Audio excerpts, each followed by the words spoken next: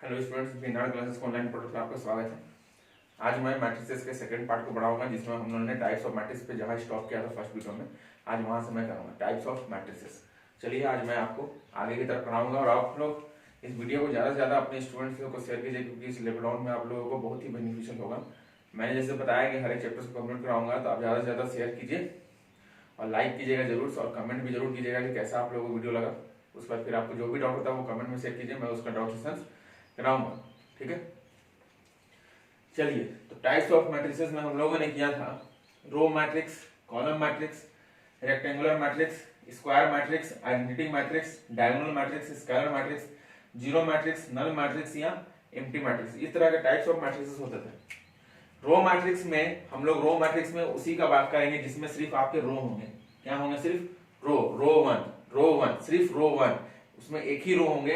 Column कितने भी हो सकते हैं, मतलब रो मैट्रिक्स में सिर्फ आपके एक ही रो होंगे, कॉलम बहुत सारे हो सकते हैं, C1 C2 C3। जैसे एग्जांपल देखिए आप, जैसे मान लीजिए मैंने यहाँ लिखा 1 2 3।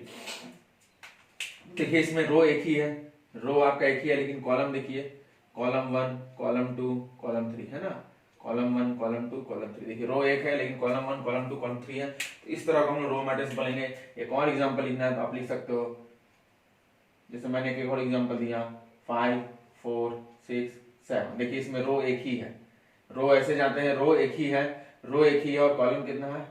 1 2 3 4, 4 कॉलम है। तो कॉलम बहुत सारे हो सकते हैं लेकिन रो इसमें एक ही होते हैं। तो इस तरह का मैट्रिसेस को हम लोग बोलते हैं रो मैट्रिसेस बोलते हैं। क्या बोलते हैं? Row matrix. अब आते हैं कॉलम मैट्रिक्स में। तो जैसे रो मैट्रिक्स था तो कॉलम मैट्रिक्स में कॉलम एक ही होंगे लेकिन रो बहुत सारे होंगे। जैसे मैं एक एग्जांपल दे रहा हूं 1 2 3। देखिए ये एग्जांपल हो गया। तो जिसमें देखिए कॉलम सिर्फ एक ही है, C1 कॉलम एक ही है, लेकिन रो देखिए रो 1 रो 2 रो 3, तो 3 रो है, कॉलम एक ही है। उसी तरह से एक और एग्जांपल मैं दे रहा हूं 5 6 7। तो देखिए इसमें कॉलम एक ही है, एक ही कॉलम है, लेकिन रो देखिए रो 1 रो 2 रो 3, 3 रो है। यानी कि रो मैट्रिक्स में सिर्फ रो एक होंगे, बाकी कॉलम बहुत सारे हो सकते हैं, लेकिन कॉलम मैट्रिक्स में सिर्फ कॉलम एक होंगे और बाकी रो बहुत सारे हो सकेंगे। तो ये होते हैं रो मैट्रिक्स और कॉलम मैट्रिक्स होते हैं। अब मैं आऊंगा रेक्टेंगुलर मैट्रिक्स। तो रेक्टेंगुलर मैट्रिक्स मतलब क्या होता है? रेक्टेंगुलर मैट्रिक्स में number of rows not equals to number of column मतलब दोनों अलग अलग होंगे। Number of rows is not equals to number of column, मतलब दोनों अलग अलग होंगे। जैसे मान लीजिए कि मैं 2 into 3 का मैट्रिक्स बना रहा हूँ, 2 4 7 6 8 4। तो ये हो गया 2 into 3 का मैट्रिक्स। अब ये 2 into 3 कैसे हो गए? तो इसके जो स्टूडेंट्स इस वीडियो को नहीं देख रहे नए स्टूडेंट्स हैं, वो इससे पहले वाले वीडियोस को देखिए, पार्ट 1 को, उसके बाद आपको समझ में आएगा कि 2 into 3 हम लोग किस तरह से करते हैं। तो देखिए यहाँ नंबर ऑफ रोज, ये हो गया रेक्टेंगल। देखिए ये रेक्टेंगुलर बन रहा है ना, इस तरह से रेक्टेंगल बनेगा, इस तरह से रेक्टेंगल बनेगा। फिर मान लीजिए कि अगर हम लोग 3 into 2 बनाते हैं, मान लीजिए 3 into 4 बनाते हैं, 3 into 4 का, 3 into 4 1 2 3, 3 रोज 4 5 6 7 8 9 11 12 13। तो ये सब हो गए रेक्टेंगुलर मैट्रिक्स हो गए, क्योंकि इसमें नंबर ऑफ रोज और नंबर ऑफ कॉलम इक्वल नहीं होते हैं, क्योंकि देखिए ये एक रेक्टेंगल शेप बनाएगा। स्क्वायर मैट्रिक्स में देखिए नंबर ऑफ रोज और नंबर ऑफ कॉलम क्या होंगे? इक्वल होंगे। Number of rows is equal to number of column. Number of rows is equal to number of column मतलब क्या क्या हो सकता है? 2 into 2 का मैट्रिक्स हो सकता है, 1 2 3 4। देखिए 2 into 2 का मैट्रिक्स है, 2 रोज है 2 कॉलम है। फिर 3 into 3 का मैट्रिक्स होता है 1 2 3 4 5 6 7 8 9। देखिए 3 into 3 का मैट्रिक्स है। इसी तरह से 4 into 4 का मैट्रिक्स हो सकता है, 5 into 5 का मैट्रिक्स हो सकता है। तो वो हमारे होते हैं स्क्वायर मैट्रिक्सेस, वो हमारे क्या होते हैं? स्क्वायर मैट्रिक्स होते हैं। अब आगे देखिए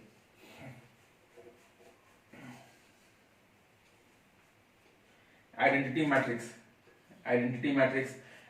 मैट्रिक्स मतलब क्या है कि आइडेंटिटी मैट्रिक्स पता करने के लिए आपको उसको स्क्वायर मैट्रिक्स होना जरूरी है। For identity matrix it must be square matrix and diagonal element is 1 and diagonal element is 1। diagonal element क्या होंगे? सिर्फ 1 1 1 1। जैसे मैं बनाता हूं जैसे 2 into 2 का मैं बनाया तो यहाँ 1 डाल दिए, 0 0, देखो ये 2 into 2 का हो गया। तो ये देखिए ये डायगोनल एलिमेंट है, ये सिर्फ 1 होंगे, बाकी सारे एलिमेंट्स क्या होंगे, 0 होंगे।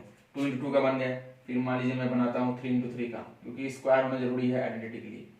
तो 1 0 0 0 1 0 0 0 1, देखिए ये आइडेंटिटी मैट्रिक्स होगा, क्योंकि ये इसके जो डायगोनल है, डायगोनल में सिर्फ क्या है, 1 है, बाकी सारे एलिमेंट्स क्या होंगे, 0। तो इसी तरह मैट्रिक्स को हम लोग बोलते हैं आइडेंटिटी मैट्रिक्स। इस तरह के मैट्रिक्स को क्या बोलते हैं, आइडेंटिटी मैट्रिक्स। और इसको हम लोग बोलेंगे प्रिंसिपल डायगोनल। इसको एक और नाम बोला जाता है प्रिंसिपल डायगोनल। तो प्रिंसिपल डायगोनल एलिमेंट हम लोग उसी को बोलते हैं जिसमें एलिमेंट्स जो होते हैं वो 1 होते हैं। एलिमेंट्स क्या होते हैं, 1, यानी आइडेंटिटी होते हैं। तो उस तरह को हम लोग बोलते हैं प्रिंसिपल मैट्रिक्स। तो ये हो गए आपके आइडेंटिटी मैट्रिक्स। ये क्या होगा, आइडेंटिटी मैट्रिक्स। डायगोनल मैट्रिक्स होने के लिए भी आपको इसका स्क्वायर होना जरूरी है। डायगोनल मैट्रिक्स के लिए भी स्क्वायर होना जरूरी है, स्केलर मैट्रिक्स के लिए भी स्क्वायर होना जरूरी है। ये बात याद रखिएगा, डायगोनल मैट्रिक्स के लिए भी स्क्वायर होना जरूरी है। तो डायगोनल मैट्रिक्स में देखिए क्या होता है, मैं इसको मिटा दे रहा हूं आइडेंटिटी मैट्रिक्स का। डायगोनल मैट्रिक्स, डायगोनल मैट्रिक्स के लिए भी स्क्वायर मैट्रिक्स होना जरूरी है, स्क्वायर मैट्रिक्स होना जरूरी है। डायगोनल मैट्रिक्स के लिए भी स्क्वायर मैट्रिक्स होना जरूरी है, मतलब 2 into 2 का बनेगा, 3 into 3 का बनेगा, 4 into 4 का मैट्रिक्स बनेगा। तो इस तरह का स्क्वायर मैट्रिक्स होना। डायगोनल में मतलब क्या होता है कि डायगोनल को छोड़ के बाकी सारे एलिमेंट 0 होंगे। जैसे 1 2 3, डायगोनल को छोड़ दीजिए, बाकी सारे एलिमेंट्स क्या होंगे, बाकी सारे एलिमेंट्स 0 होंगे, बाकी सारे एलिमेंट्स क्या होंगे, 0 होंगे। तो डायगोनल मैट्रिक्स मतलब क्या है कि डायगोनल में कुछ भी एलिमेंट्स हो सकते हैं, लेकिन डायगोनल को छोड़ के बाकी सारे एलिमेंट 0 हो सकते हैं। यहाँ कुछ भी नंबर हो सकते हैं, कुछ भी हो जाएंगे तो ये हो जाएंगे डायगोनल मैट्रिक्स हो जाएंगे। ये क्या हो जाएंगे, डायगोनल मैट्रिक्स हो जाएंगे। अब आते हैं scalar matrix. Scalar matrix, scalar matrix के लिए भी स्क्वायर मैट्रिक्स होना जरूरी है। स्केलर मैट्रिक्स के लिए भी स्क्वायर मैट्रिक्स होना जरूरी है। स्केलर मैट्रिक्स के लिए भी स्क्वायर मैट्रिक्स होना जरूरी है। स्केलर मैट्रिक्स में क्या होते हैं कि डायगोनल एलिमेंट सेम होते हैं। जैसे 2 2 2 0 0 0 0 0 0 2 2 2, देखिए ये है। तो ये हो गया स्केलर मैट्रिक्स। ये आपके हो गए स्केलर मैट्रिक्स। ये क्या हो गए, स्केलर मैट्रिक्स। इसकी जगह अगर हम लोग 3 3 3 लिख दें तो भी ये स्केलर मैट्रिक्स होगा। इसके जगह अगर हम लोग 4 4 4 लिख दें तो भी ये स्केलर मैट्रिक्स होगा। इसके जगह अगर हम लोग 5 5 5 लिख दें तो भी ये स्केलर मैट्रिक्स होगा। 6 6 6 लिख दोगे तो भी ये स्केलर मैट्रिक्स होगा। 7 7 7 लिख दोगे तो भी ये स्केलर मैट्रिक्स होगा। लेकिन अगर हम इसके जगह 1 1 1 डाल दें तो ये आइडेंटिटी मैट्रिक्स बन जाएगा, क्योंकि आइडेंटिटी मैट्रिक्स में ही आपका 1 होते हैं। तो वो स्केलर मैट्रिक्स उसको नहीं बोलिएगा, वो क्या हो जाएंगे, आइडेंटिटी मैट्रिक्स हो जाएंगे। तो हम लोग एक तरह से बोल सकते हैं कि scalar matrix can be identity, but identity matrix can not be scalar, क्योंकि आइडेंटिटी को हम लोग स्केलर नहीं बना सकते, लेकिन स्केलर को आइडेंटिटी बना सकते हैं। तो ये बात याद रखिएगा। तो ये होते हैं स्केलर स्क्वायर मैट्रिक्सेस। अब इसके बाद हम लोग आते हैं जीरो मैट्रिक्स। जीरो मैट्रिक्स में भी आपका स्क्वायर होना जरूरी है। जीरो मतलब क्या होता है, सारे एलिमेंट्स 0 होंगे इसमें। जीरो मैट्रिक्स में या नल मैट्रिक्स में सारे एलिमेंट्स क्या होंगे, 0 0। जैसे 2 into 2 का है, फिर ये 3 into 3 का मैट्रिक्स है, तो ये हो जाते हैं जीरो मैट्रिक्सेस। ठीक है, जीरो मैट्रिक्स मतलब उसमें किसी भी तरह का एलिमेंट्स नहीं होंगे, उसके वैल्यू क्या होंगे, 0 होंगे। तो इस तरह से मैंने आपको टाइप्स ऑफ मैट्रिसेस बताया। इसको एक बार और रिवाइज कर लीजिएगा, और ये आपको याद होना चाहिए कि कौन सा मैट्रिसेस किसका टाइप होता है और किस तरह से हम लोग करते हैं। तो ये हो गया हमारे टाइप्स ऑफ मैट्रिसेस। अब इसके बाद मैं आता हूं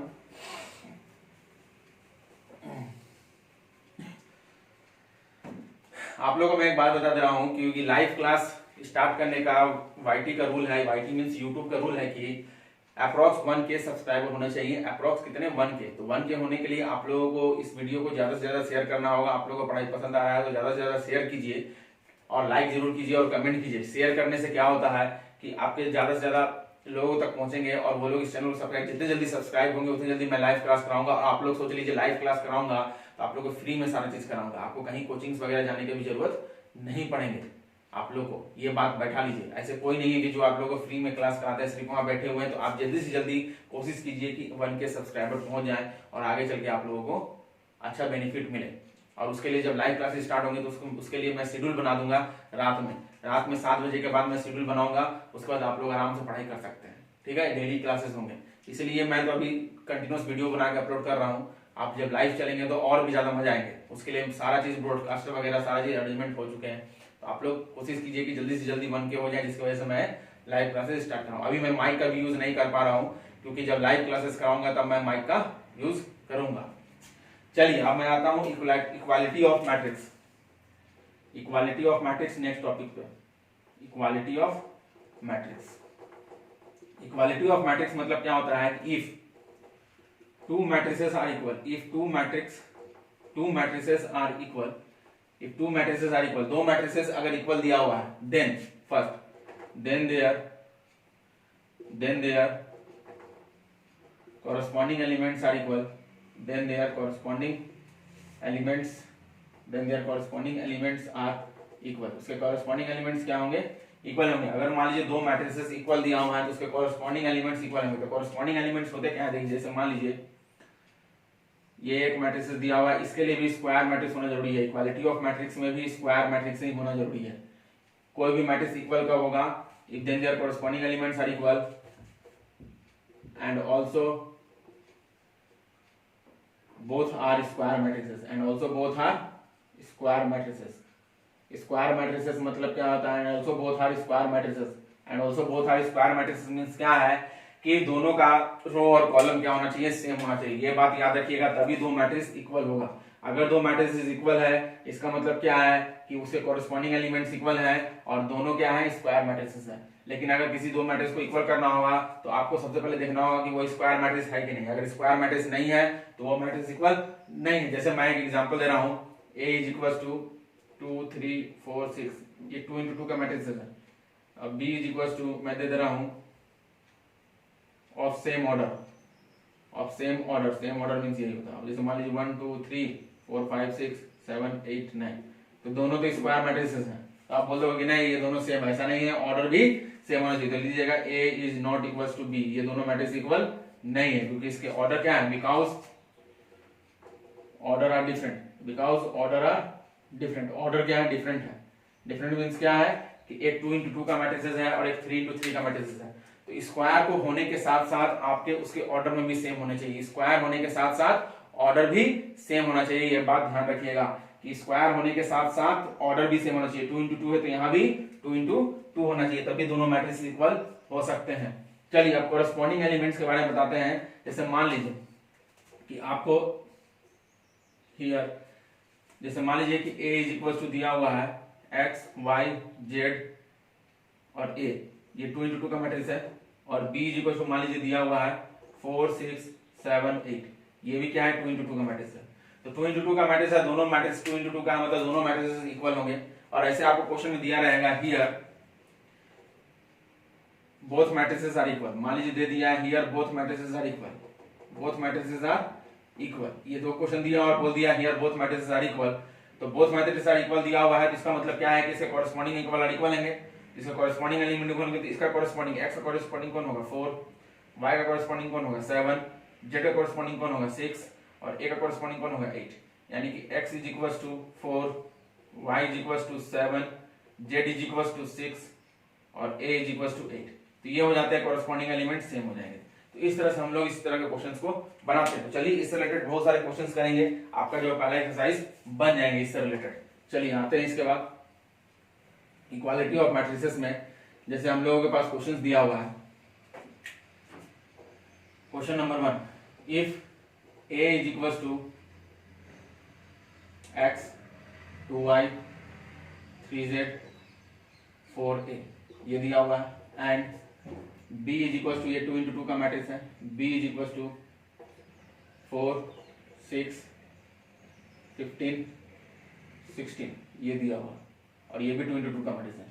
हियर बोथ आर इक्वल, अगर बोथ अगर इक्वल नहीं भी दिया हुआ है तो आप समझ जाइएगा कि ये 2 into 2 है, वो भी 2 into 2 है, तो ये दोनों मैट्रिक्स क्या होंगे, इक्वल होंगे क्योंकि सेम ऑर्डर के हैं, स्क्वायर है, जिसके कॉरेस्पॉन्डिंग एलिमेंट्स भी इक्वल होंगे ही होंगे। तो ये बात याद रखिएगा, here both are equal.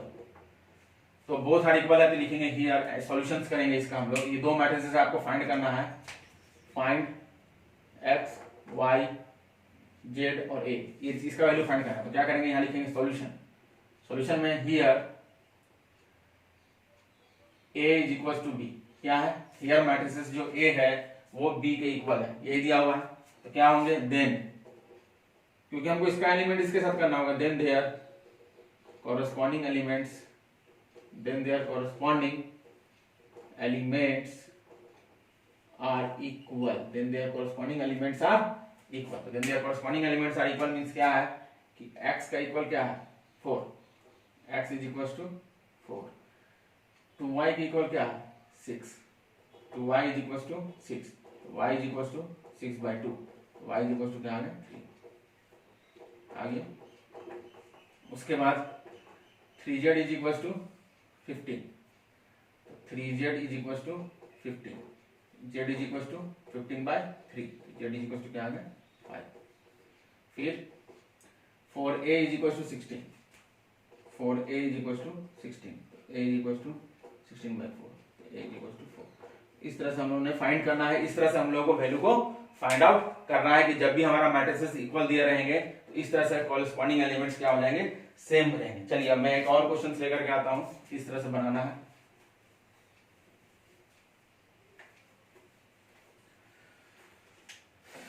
Question number 2, here a is equals to x plus y और x minus y, ये 2 into 1 का मैट्रिक्स है, 2 into 1 का मैट्रिक्स है क्योंकि रो 2 है कॉलम एक ही है, वो एक साथ है ना इसीलिए। फिर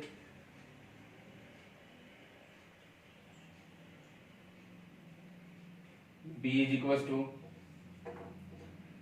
4 6, ये भी 2 into 1 का मैट्रिक्स है, तो दोनों का मैट्रिक्स सेम है। जरूरी नहीं है कि स्क्वायर भी हो तभी हम लोग क्वेश्चंस को बनाए, इसमें आपका इक्वल होने के लिए नहीं, ऑर्डर आपका सेम होना चाहिए। स्क्वायर तो होना ही चाहिए, उसके बाद ऑर्डर भी सेम होना चाहिए, लेकिन अगर ऑर्डर सेम रहे तब भी आप मैट्रिसेस को इक्वल कर सकते हो, इसके लिए कोई दिक्कत नहीं है। अगर ऑर्डर सेम हो गया, इधर 2 रो है, इधर भी 2 रो है, इधर एक कॉलम है, इधर भी एक कॉलम है, ऐसे भी रहेंगे तब भी आप वो दोनों मैट्रिक्स को इक्वल मान लोगे। लेकिन यहाँ आपको दिया हुआ है here a is equals to a and b is equals to a are equal, दोनों क्या है इक्वल है। फाइंड करना है x एंड y, तो x एंड y मतलब क्या है कि ये x और y क्या है एलिमेंट्स है, और इसका मतलब क्या है कि सॉल्यूशन हम लोग करेंगे here a is equals to b, a is equals to b दिया हुआ है, तो देन देयर क्या होते हैं, then there corresponding elements, then their corresponding elements, then their corresponding elements are equal, then their corresponding elements are equal। इसके बाद इससे क्या होते हैं corresponding elements क्या होते हैं इक्वल होते हैं, तो इसका corresponding x plus y का corresponding क्या होंगे 4, x plus y is equals to 4, ये हो गया इक्वेशन नंबर 1। फिर x minus y का corresponding क्या होंगे 6, x minus y is equals to हो गया 6, ये हो गया इक्वेशन नंबर 2।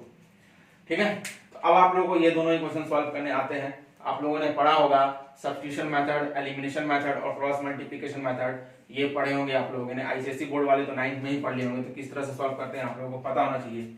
देखिए ये दोनों में y का कोफिशिएंट सेम है, y का कोफिशिएंट 1 है और सेम है, ये दोनों इक्वेशन, तो y को अगर हम हटा देंगे तो इसको हम लोग क्या करेंगे adding equation 1 and 2, adding equation 1 and 2, तो x plus y is equals to 4, x minus y is equals to 6, ये कट जाएंगे तो क्या बचेंगे 2x is equals to 10, 6 plus 4 10, तो x is equals to क्या आ गया 10 by 2, तो x is equals to क्या आ गया 5, तो x का वैल्यू क्या आ गया 5। अब इस x का वैल्यू को कोई भी एक इक्वेशन में डाल दीजिए, या तो इक्वेशन 1 में डालिए या तो इक्वेशन 2 में डालिए, तो put x is equals to 5 in equation 1 में हम डाल देते हैं, तो x plus y is equals to 4, तो x plus 5 is equals to 4, x is equals to 4 minus 5, x is equals to क्या आ गया -1, सॉरी y का वैल्यू है ना, ये x का वैल्यू पुट करना है ना, तो y में आएगा तो x की जगह पुट करेंगे। इक्वेशन क्या है x plus y is equals to 4, x का वैल्यू क्या है 4, तो यहाँ डालेंगे x वैल्यू 5, तो y plus 5 is equals to 4, तो y is equals to 4 minus 5, y is equals to -1।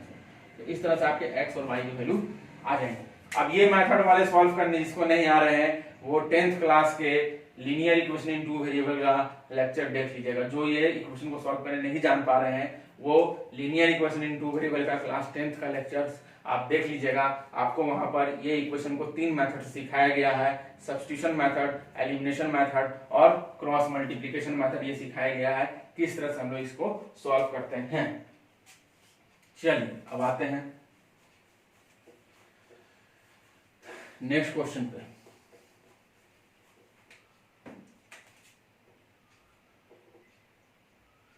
Here A is equals to 4 6 8 x y 7 8 5 3 z। यह है 3 into 3 का matrices. B is equals to x नहीं A B C D 5 8 E F 50। 3 into 3 का matrix.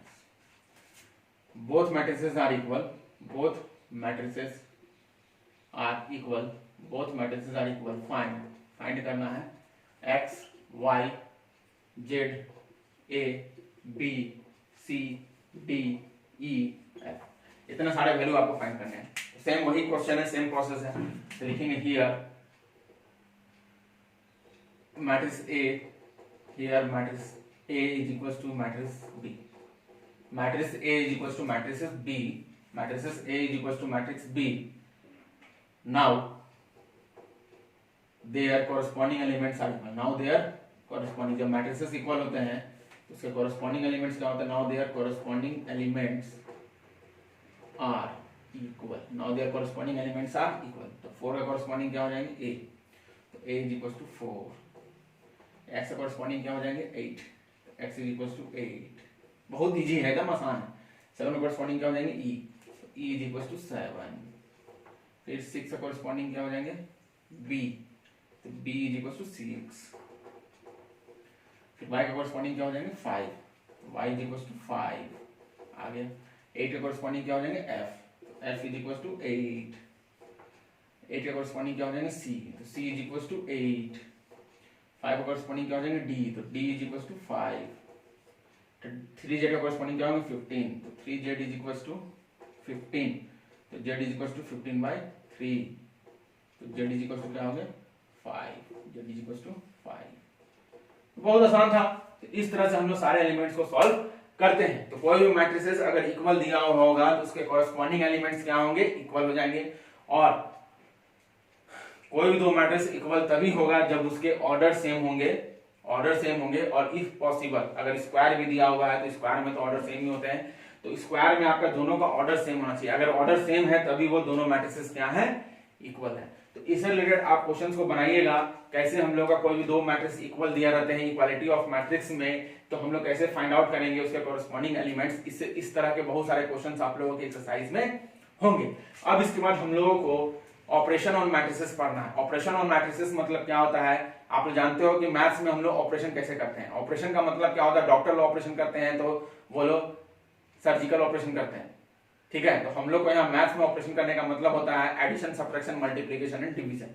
तो हम लोग यहाँ matrices का वो भी सीखेंगे, कैसे हम लोग ऐड करते हैं, कैसे सब्ट्रैक्ट करते हैं, कैसे डिवाइड करते हैं, कैसे मल्टीप्लाई करते हैं। तो आज इस मैट्रिसेस का पार्ट 2 को मैं यहीं फिनिश करता हूं और आप इस वीडियो को ज्यादा से ज्यादा शेयर करके 1K तक पहुंचाइए। 1K तक पहुंचाने से आप लोगों का ही बेनिफिट होगा, आप लोगों को लाइव में करूंगा, तो आप लोग के लिए ही बेनिफिट के लिए मैंने ये वीडियो स्टार्ट किया है।